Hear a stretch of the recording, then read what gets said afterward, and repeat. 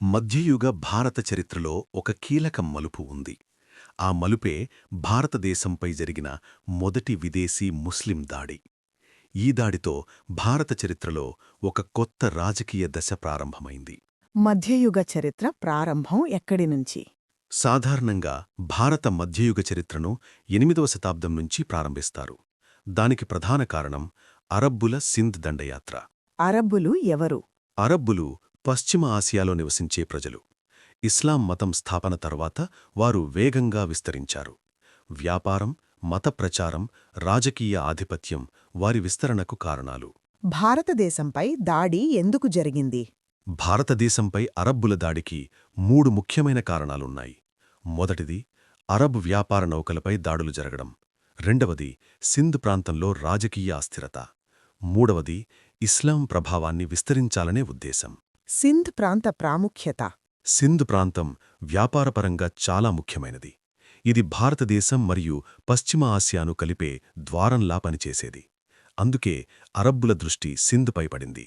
Mohammad bin Kasim దండయాత్ర. క్రీస్తు శకం 712 సంవత్సరంలో అరబ్ సేనాధిపతి మహమ్మద్ బిన్ కాసిం సింధ్పై దాడి చేశాడు. అప్పుడు సింధును పాలించిన రాజు దాహిర్ పరాజయం. మహమ్మద్ బిన్ కాసిం శక్తివంతమైన సైన్యంతో ముందుకు సాగాడు. దాహిర్ యుద్ధంలో ఓడిపోయాడు. దీంతో సింధ్ మరియు ముల్తాన్ అరబ్బుల ఆధీనంలోకి వచ్చాయి.